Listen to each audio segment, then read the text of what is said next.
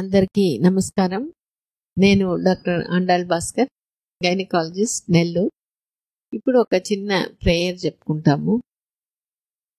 అందరూ తల్లిదండ్రులు కూడా చాలా మంచి బిడ్డ అంటే మంచి ఆరోగ్యం, మంచి తెలివితేటలు, మంచి గుణాలుతో దీర్ఘాయుష్గా ఉండే బిడ్డని హ్యాపీగా ఈజీగా తీసుకోవాలి. ఈ 9 months ఆ బిడ్డతో బాగా మాట్లాడుతూ హ్యాపీగా కాన్ఫిడెంట్గా ఉండాలి. భర్త సహకారం కూడా బాగుండాలి. సో అటువంటి బిడ్డని వాళ్ళు తీసుకొని మంచి బిడ్డగా వాళ్ళు పెంచడం వాళ్ళకి చాలా ఈజీగా అయిపోతుంది. ఎక్కువ మంది ఈ టాక్ టు బేబీ చేసి మంచి బిడ్డల్ని మనం కన్నప్పుడు సమాజం ఆటోమేటిక్గా ఇంకా మంచి ఇంప్రూవ్మెంట్ వస్తుంది అని ప్రార్థిస్తున్నాను. ఇప్పుడు ప్రెగ్నెన్సీ దాంట్లో టాక్ టు బేబీ చేసి ఎక్స్పీరియన్స్ అయిన వాళ్ళు వాళ్ళ ఎక్స్పీరియన్స్ మనతో షేర్ చేసుకుంటారు. ఈరోజు సంధ్య మనతో ఉన్నారు. తన ఎక్స్పీరియన్స్ టాక్ టు బేబీలో తన ప్రెగ్నెన్సీ జర్నీ గురించి మనతో షేర్ చేస్తారు.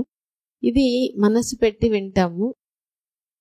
సంధ్య చెప్పడం ఏంటంటే టాక్ టు బేబీ బాగా చేసుకొని ఇప్పుడు డెలివరీ అయ్యి 23rd డేనే, కానీ తన ఎక్స్పీరియన్స్ ఈ 3 daysలో ఆ బేబీ ఎట్లా తనకి ఆ టాక్ టు బేబీ ఎఫెక్ట్ ఏంటి అని మనతో షేర్ చేసుకునే దానికి వస్తున్నారు సంధ్య.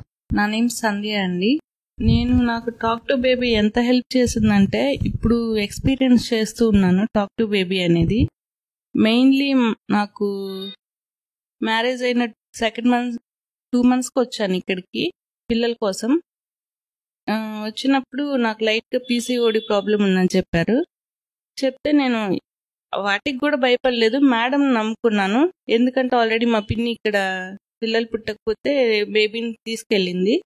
అందువల్ల మేడం నమ్ముకొని మేడం చెప్పిన డైట్ కానీ మెయిన్లీ డైట్ 25% అయితే మేడం ఇచ్చే సపోర్ట్ మనకి 80% ఉంటుంది. డైట్ కానీ యోగా కానీ మెడిటేషన్ మెయిన్లీ వాకింగ్ ఇవన్నీ చాలా యూజ్ అయ్యాయి. ఎగ్జాక్ట్లీ 3 months కల్లా నేను కన్సీవ్ అయ్యాను. ఫెబ్లో వచ్చాను, మే కల్లా కన్సీవ్ అయ్యాను. ఇక్కడికి వచ్చాక 2nd month వచ్చాను మేడం దగ్గరికి చెకప్ కోసం. అప్పటి నుంచి నేను బేబీతో మాట్లాడుతూ వచ్చాను. ఎందుకంటే నేను చాలా వీక్, అసలు నాకు తెలుసు అది నేను ఎంత వీక్ అనేది. అందుకే నా బేబీ అన్నా స్ట్రాంగ్ ఉండాలి, నాలా కాకూడదు ఎప్పుడు అని చెప్పి 2nd month నుంచి చెప్పుకుంటూ వచ్చాను. మనకి బేబీ మూమెంట్స్ అనేది 5th month అప్పుడు స్టార్ట్ అవుతాయి. అప్పుడు మనకి రియాక్ట్ అవుతుంది మన బేబీ అనేది. మనం ఏం చెప్పినా రియాక్ట్ అవుతుంది. మనం ఫస్ట్ నుంచే ఫాలో అవుతూ ఉండాలి. ఇట్లా ఉండమ్మా, ఇట్లా ఉండు, ఫీడింగ్ మమ్మీని ఏ ఇబ్బంది పెట్టద్దు, నువ్వు హ్యాపీగా ఉండాలి అని చెప్పుకుంటూ వచ్చేదాన్ని. మెయిన్లీ టాక్ టు బేబీ అనేది ఎంత యూజ్ అవుతుంది అంటే చాలా యూజ్ అయింది దానికి. ఇప్పుడు నేను డెలివరీ అయ్యి 3 days అయింది. ఇప్పుడు ఎక్స్పీరియన్స్ చేస్తున్నాను. ఎందుకంటే ఫీడింగ్ చాలా వరకు తీసుకోరు పిల్లలు పుట్టిన వెంటనే. నా బేబీ అలా కాదు, పుట్టినరోజే తీసుకుంది ఫీడింగ్ అనేది, ఏ ఇబ్బంది పెట్టదు. ఎక్కడున్నా నా మాటికి రెస్పాండ్ అయ్యింది, ఇంకెవరు పిలిచినా రెస్పాండ్ అవ్వదు ఏరియాలో. అట్లా నాకు టాక్ టు బేబీ అనేది చాలా యూజ్ అయింది. మెయిన్లీ మీరు మేడం నమ్ముకొని ఇక్కడ ఉన్న స్టాఫ్ కానీ అసలు ఆల్ పర్ఫెక్ట్ అనమాట. నేను ఎంత వీక్ అనేది ఎప్పుడు ఈవినింగ్ పడితే ఎప్పుడు పడితే అప్పుడు వచ్చేదాన్ని హాస్పిటల్కి. కౌన్సిలింగ్ ఇచ్చేవాళ్ళు నాకు, నువ్వు చాలా స్ట్రాంగ్, నువ్వు బేబీకి చెప్పుకో అని. నేను అదే నమ్మేదాన్ని. అది ఇప్పుడు నాకు చాలా యూజ్ అవుతుంది. చాలా ఇంత మంచి స్టాఫ్ కానీ ఇంత మంచి డాక్టర్ని కానీ నేను ఎక్కడ చూడలేదు. ఆల్రెడీ నేను ఇంతకుముందు పెళ్ళైన 1 monthకే వేరే హాస్పిటల్లో చూపించాను, కానీ వాళ్ళు ఆ పీసీఓడి ప్రాబ్లంకి మెడిసిన్ ఇచ్చి ఆపేస్తారు. కాకపోతే ఇక్కడ అలా కాదు, డైట్ చెప్తారు, యోగా చెప్తారు, మెడిటేషన్ ప్రతి ఒక్కటి ఫాలో అవ్వండి. మీరు మీ బేబీని హెల్దీగా తీసుకెళ్తారు ఇంటికి. సో ప్రెగ్నెన్సీలో మాట్లాడేటప్పుడు బేబీ రెస్పాండ్ అవుతుంది, రియాక్ట్ అవుతుంది. ఎట్లా రెస్పాండ్ అవుతుంది? నాకు 5th month అప్పుడు మూమెంట్స్ తెలిసేవి. నేను అప్పుడప్పుడు బేబీ కదిలేదు కాదు. తల్లి కదులు తల్లి మమ్మీ ఇట్లా బాధపడుతుంది ఏడుస్తుంది అని అంటే వెంటనే రెస్పాండ్ అయ్యేది, వెంటనే మూమెంట్ ఇచ్చేది. ఆ మూమెంట్ వచ్చినప్పుడు ఎట్లా ఫీల్ అయ్యేది? నాకు అసలు ఇంకా నాకు మాటలు లేవు మేడం, అంతగా ఫీల్ అయ్యేదాన్ని. అంటే నేను వీక్ కాబట్టి నా బేబీ మూమెంట్ అని తెలిసినప్పుడల్లా ఇది చాలు, ఈ రోజుకి ఇది చాలు అనుకుంటూ 9 months దాకా వచ్చాను. Okay okay. అంటే బేబీ ఉంది నాతో అనేది ఒక సంతోషం, ఒక ధైర్యం ఇస్తుందా?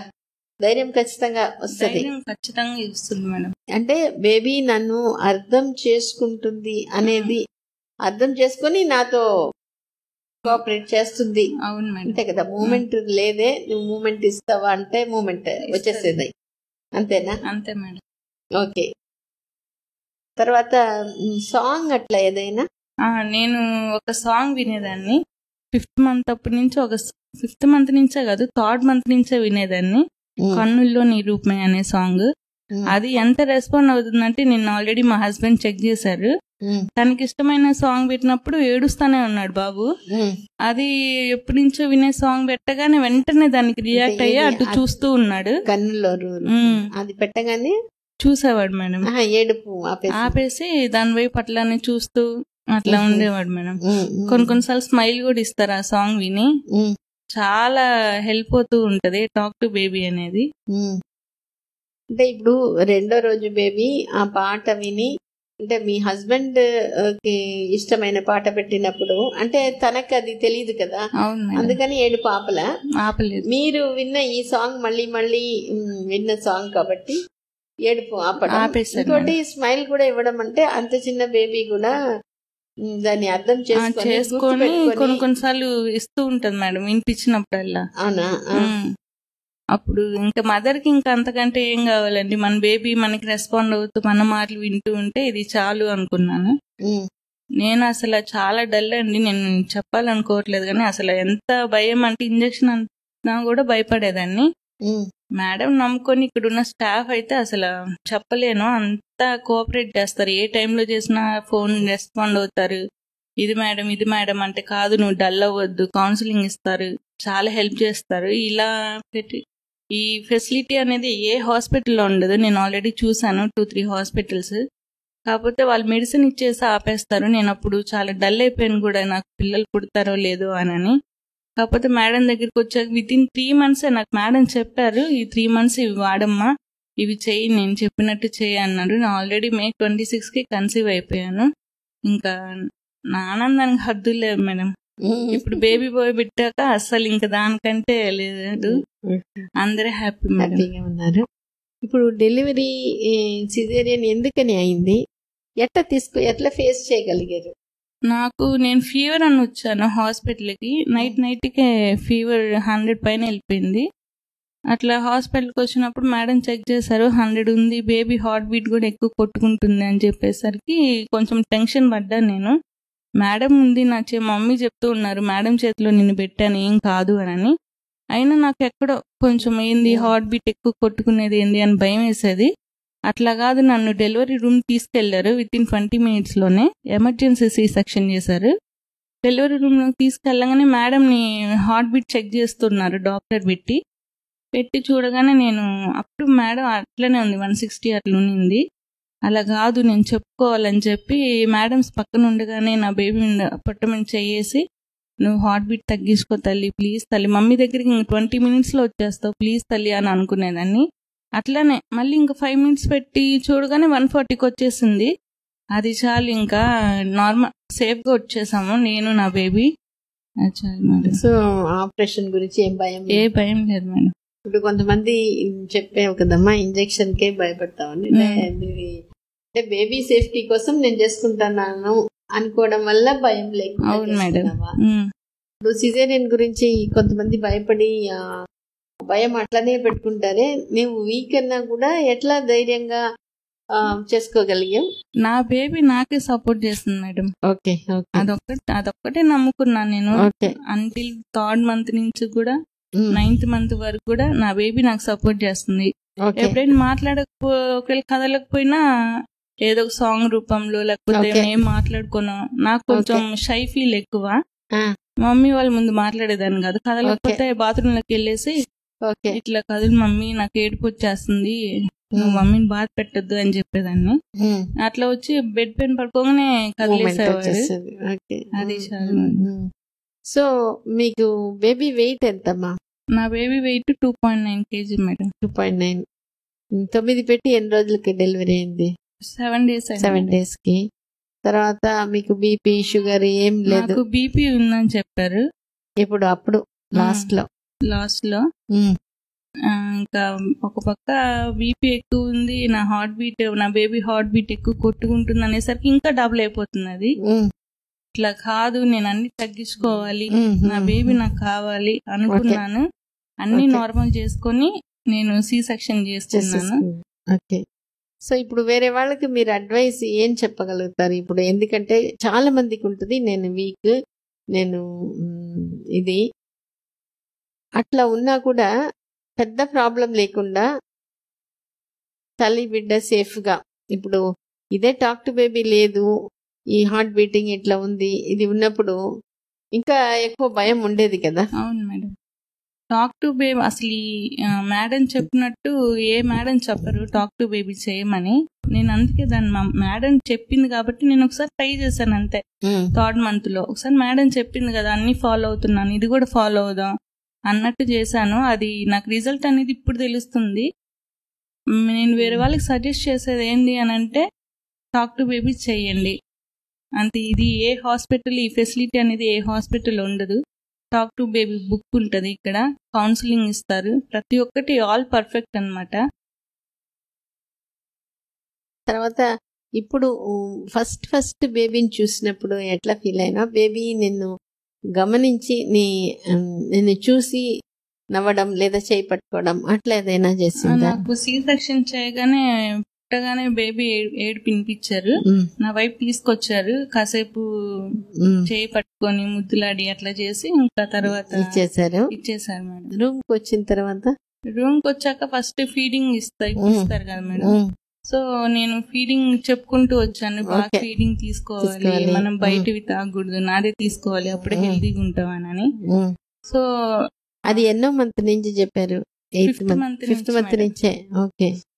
ఎందువల్ల అది అప్పటి నుంచే చెప్తున్నారు? ఎందువల్ల అంటే నేను చాలా వరకు వీక్ అని నాకు తెలుసు, కానీ అయినా నేను బాగా చేసుకోవాలి అంతే, నా బేబీని స్ట్రాంగ్ గా పెంచాలి ఒక థాట్ ఉండేది మేడం.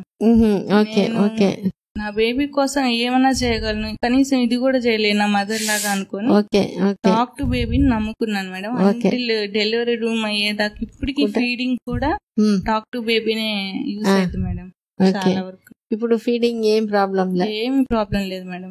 నేను ఒకవేళ పట్టించకపోయినా నా బేబీ నా పట్టుకొని తాగేస్తుంది. అంటే టాక్ టు బేబీ లేకపోతే అది డెఫినెట్ గా బ్రెస్ట్ ఫీడింగ్ అనేది చాలా కష్టం. చెప్తూ ఉంటారు, నీ బేబీ అసలు చాలా స్ట్రాంగ్, ఇట్లా ఎవరు తాగరు, అప్పుడే ఏదేదో చేస్తుంటారు అని కష్టపడతారు. నా బేబీ అట్లా కాదు, ఇంకా మీరు ఇచ్చిన వరమే మేడం నా బేబీ. మేడం ఒక గాడ్ అంతే, మేడం నమ్ముకొని ఫాలో అయ్యండి, మీకు హ్యాపీగా బేబీ పుడతారు, మీ బేబీని మీరు ఇంటికి తీసుకెళ్తారు. అంతే కదా. ఇప్పుడు సో నీ బేబీని పెంచడం, నైట్ నిద్ర ఎట్లా? నా బేబీ మార్నింగ్ ఆఫ్టర్నూన్ పుట్టాడు, చాలా వరకు చెప్తారు ఆఫ్టర్నూన్ పుట్టిన బేబీలు నిద్రపోరు నైట్ అని. అలా ఏం కాదు, ఫీడింగ్ ఇచ్చిన 2 minutes అసలు ఏ రోజు ఏడిపించడం గానీ, ఏ రోజు నన్ను నిద్ర డిస్టర్బ్ చేయడం గానీ అట్లా ఏం ఉండదు, హ్యాపీగా నిద్రపోతాడు. ఇంకా 2 hours ఒకసారి అల్లారం పెట్టుకు నేనే ఫీడ్ చేస్తూ ఉంటాను.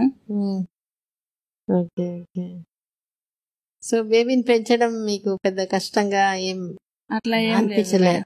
నేను ఫీడింగ్ ఇచ్చేటప్పుడు కూడా చెప్పుకుంటూ వస్తుంటాను, పెద్దవాళ్ళకి రెస్పెక్ట్ ఇవ్వు, ఇట్లా బాగా చదువుకో, ఒక పొజిషన్ లో ఉండు, మమ్మీ డాడీని ఏ రోజు ఇబ్బంది పెట్టద్దు, మంచి పేరు తీసుకురావాలి అని చెప్తాను. ఇప్పుడు కూడా ఫీడింగ్ ఇచ్చేటప్పుడు అదే చెప్తూ ఉంటాను. ఓకే. అది చేసినప్పుడు బేబీ విన్నట్టే మీకు అనిపిస్తుందా? నా వైపు చూస్తూ ఉంటది మేడం, నేను మాట్లాడుతూ ఉంటాను. ఇదంతా మనసులోనే మాట్లాడుకుంటారు. నేను బేబీతోనే పైకి చెప్తూ ఉంటాను, పైకి కూడా చెప్తుంటారు, రెస్పెక్ట్ ఇవ్వాలి, అమ్మమ్మని అందరినీ చూసుకోవాలి, నువ్వు ఒక మంచి పొజిషన్ లోకి వెళ్ళాలి అని చెప్తూ ఉంటాను.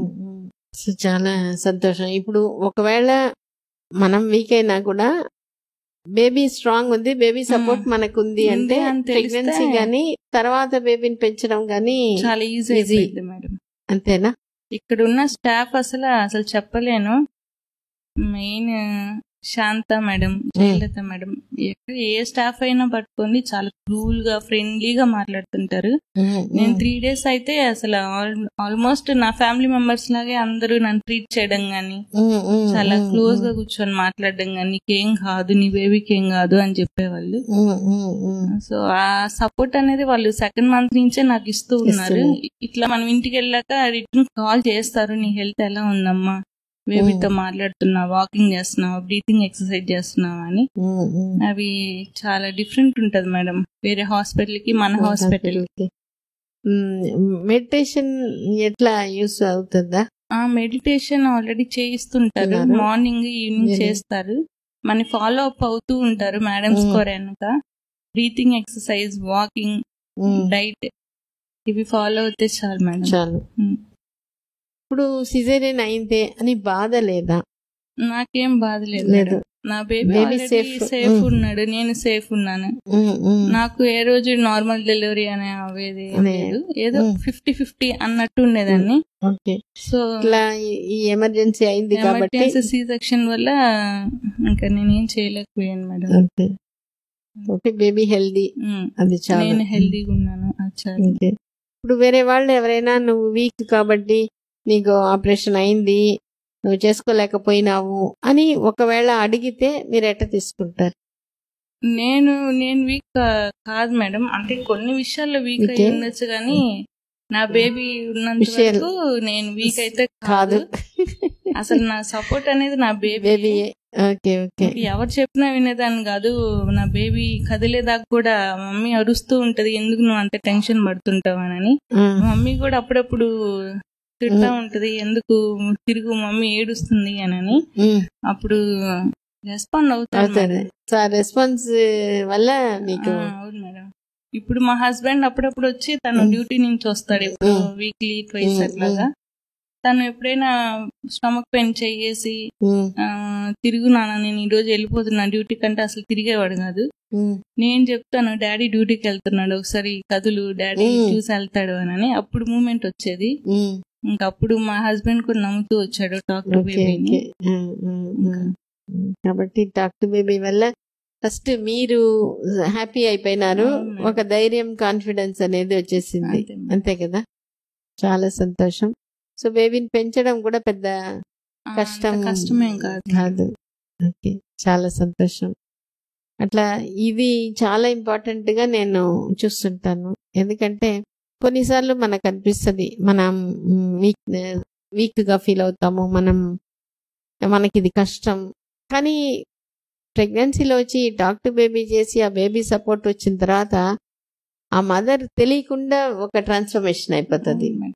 వేరే వాళ్ళు చాలా కష్టంగా ఉండేది బేబీని పెంచడం గాని, అది ఉండేది అంత ఈజీగా చేసుకునేటప్పుడు అది అక్కడి నుంచి ఒక టర్నింగ్ పాయింట్ అయిపోతుంది. ఆ బేబీ ఉంది కదా, నాకేమి ఇంకా నేను డాక్టర్ బేబీ చేసామనేది ఆ రోజు పుట్టిన 1 hour కే తెలిసిద్ది. ఎందుకంటే మనం ఫీడింగ్ ఇవ్వాలి కాబట్టి ఆ ఫీడింగ్ అక్కడే తెలిసింది మనం ఎంత బాగా డాక్టర్ బేబీ చేసాము. చాలా చాలా సంతోషం. God bless you. ఇట్లానే డాక్టర్ బేబీ బాగా చేసి నైట్ నిద్ర కూడా చెప్పేసేయండి. 11 పడుకో, 5 లేయి, మధ్యలో ఏం లేయద్దు, మీరు లేబాకండి, బేబీ నిద్రపోని. మేల్కొనే టైంలో బాగా యాక్టివ్గా ఉండే అన్నీ చూసుకోవాలి, ఎక్కువ నవ్వుతూ ఉండడం, అందరి దగ్గర పోవడం.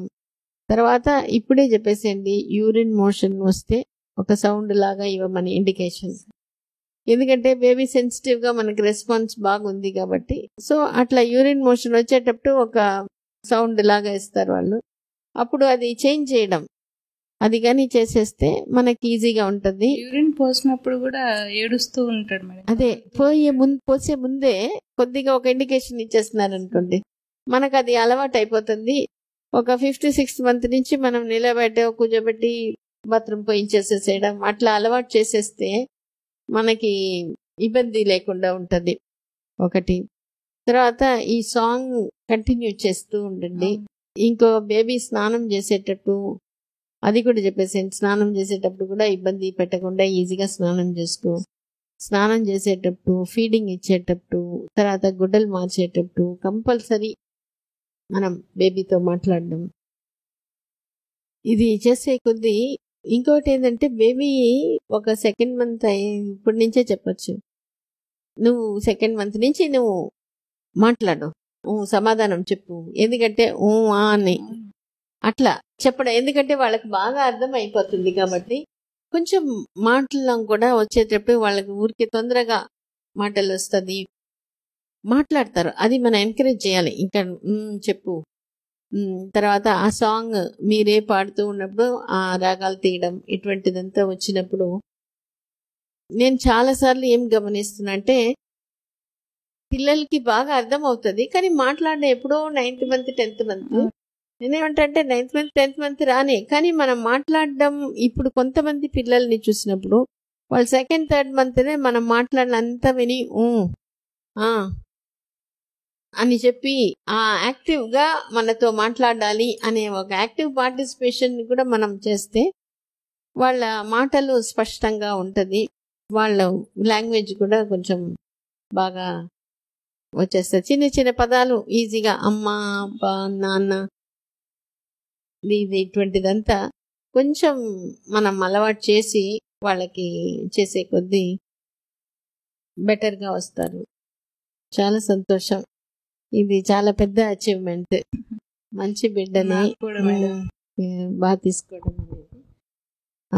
అట్లానే ఎక్కువ మంది తల్లిలు కూడా అట్లా ఈ టాక్ టు బేబీ చేసి వాళ్ళు ఒంటరిగా ఉన్నా కూడా పెద్ద బయట హెల్ప్ లేకుండా బేబీని పెంచడం అనేది చాలా ఈజీగా, ముఖ్యంగా ఫీడింగ్ నిద్ర బాగా పోయి ఉంటే మాత్రం బేబీని పెంచడం పెద్ద విషయం కాదు.